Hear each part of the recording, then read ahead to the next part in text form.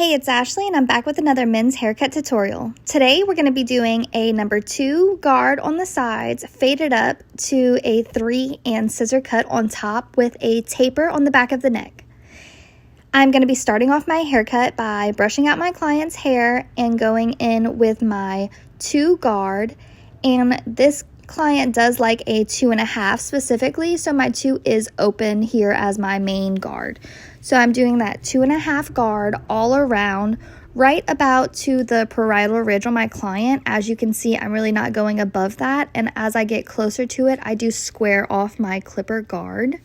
And then I'm going to bring that 2.5 guard all the way around to the back of the head, making sure that I am leaving a little bit of a dip for the crown and everything to blend in if there's any calyx back there that we're not sure about yet. And then I'm just going to do the same thing on the other side. And you can see that I'm kind of fading up and squaring off. I'm not really digging in the head of my clippers into his hair. I'm really just like kind of letting the bottom base of my guard cut his hair because I want it to all be more of a wiggled out 2.5 when it comes to going into that parietal ridge, so that I can blend in really nice and easy into my next guard. So I close my clippers and I am just hitting the bottom of his neck with that 2 because I will be tapering the back of his neck. So I'm going to just set myself up to have that wiggle room whenever I get there.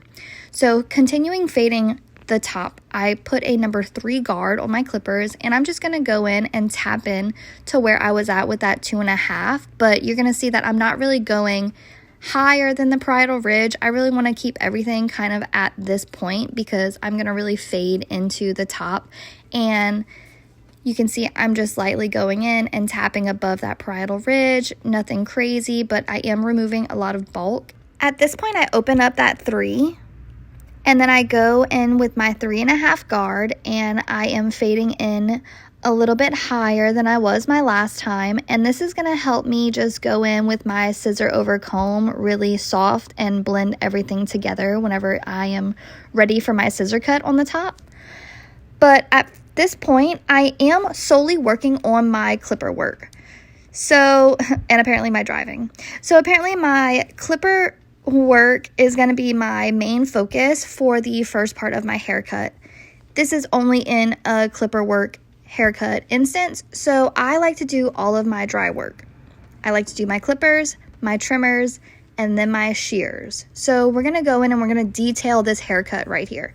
We're going to take our trimmers and we're going to go around the hairline. We're going to clean up everything towards the eyebrows, and we're going to taper in those sideburns. And this is just allowing for a very nice, smooth, clean haircut finish. So I'm just going in with the smaller side of my comb and making sure I am getting any of those hairs around the ears. And I will show you this in more detail on the other side of the haircut. But I just wanted to say that when you go in with your clippers and you're cutting to a 2.5, and then you come in to your 3 and your 3.5 and you work your way up, you want to make sure you're not removing too much, but at the same time, you want to make sure that you are blending everything in so that you can get a smooth transition later on in your haircut. And then I'm saving my taper for after I line up the back of my client's neck. So you can see, like I said earlier, we went in, we cleaned up the side of his sideburns. We're tapering with our comb to the sideburn from that 2.5 to make sure that we are getting a smooth blend. Sideburns normally grow out a little bit wilder than the rest of the hair around the ears, so we want to make sure we're tapering that.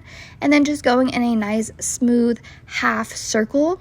Keeping our edges crispy, I'm just going in and making sure that I am tapering any hairs with that comb that kind of stick out a little wild before I go in and actually start my taper with my clippers itself and my 0 guard. So you can see I'm just tapering around this hairline. Since that 2.5 is a little bit longer, I am going in and just lifting with my comb anything out of place on that angle and blending it together. So here I am going to create my line, and then I am going to let you see so that we can go into a nice taper. So from that line, I'm going to go in and just tap my trimmers into where I created that line. And then going in with my clippers, I went in with a half guard first. And then after that, I am going to go in with my 1 closed. And then from there, I'm going to open up my 1 guard and start to really blend into that 2.5. And here you can kind of see that it's going to blend in really nice whenever I take out that line right there. And then I'm just going to hit the sideburns a little bit tighter since I kind of was trying to get those down with my trimmers. I can just kind of take it down with that one open instead of going in with that one closed. It would be a little bit too tight. So everything looked good. I didn't even have to grab my 1.5 guard before going into the top and scissor cutting everything to blend. So to start, I'm going in at the crown of the head, and I am going in with a 45-degree angle and my shears. And we're just going to take it and pull out the hair with our comb, just like you would with a clipper over comb. And I am placing the bottom end of my comb on my client's head and using that angle to pivot off of the hair into a 45-degree angle.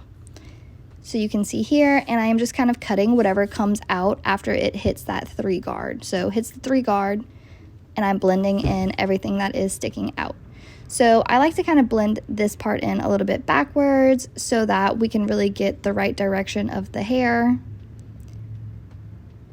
And we are just gonna go in and double check what we blended just now with a parallel check.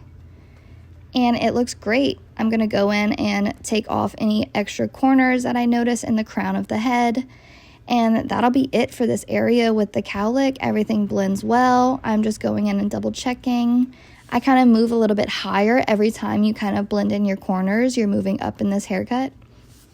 So after I get my sides blended in, I am going to go into the other side and touch that up. Same steps we took just earlier. We're going to blend in the opposite direction that we push our hair. And it's going to lift everything up so you can see your corners and cut them off just like you would in a clipper over comb. Now I'm going to cut my bangs. I'm just dusting my client's bangs off, nothing serious. I'm taking my comb and I am putting that flat onto the head and I am pulling the hair down and then cutting everything that is on top of my comb. You can see everything that I want cut is underneath my comb, and this is a great way to keep everything nice and straight and to just dust off the hair. As you can see, my client has a light recession, so this is going to make sure that we are keeping that dusted crop haircut look on him and leaving those areas a little bit fuller so that his hair is nice and full in every area on top. So to keep this look, we're going to take the middle section. Every haircut, I do the same. We're going to take our middle section, we're going to cut it from the length of our bangs, and we're going to blend it to the back of our haircut, which is already blended in for us at the cowlick. So we're just going to keep pulling, and then bam, we meet ourselves back in the back of the head, and then we can push everything forward and get our sides cut. So to leave some of those bangs, you can see I pushed some to the front instead of grabbing all of that. I left a little bit out. This is going to help keep any of the recession look gone. It's going to help look fuller in the front when you're not cutting all of their bangs off, because that is the corner that is holding their hair in that spot. So don't cut off their corner if there is light recession. Now I'm blending and just meeting the corner that I already blended with my shear over comb. This side's finished. Everything's blended. Everything looks great. I'm going to move on to the next side. As I said, we're not going to cut directly from those bangs because that will remove his corner. We are going to continue pulling back at our mohawk section that we've already cut. And we're going to bring it all the way to the back of the head, already meeting what we've previously cut. Now we're going to make sure we finish off our corners strong, and we're going to just double check this corner. We're going to pull up, 45-degree angle, cut off your corner, 45-degree angle, cut off your corner. We're going to do this the whole way back to the crown of the head where we're pretty much finished. Now we're just going to double check this haircut, make sure everything looks really good, and see how the client feels about it. I'm going to go in and see if I see anything, dust off my client. I think this haircut looks really great. I don't see anything even looking back. I hope you enjoyed this haircut tutorial. Please don't forget to like and subscribe. I appreciate you guys so much. Thank you, thank you, thank you. Here is my before and after. Enjoy.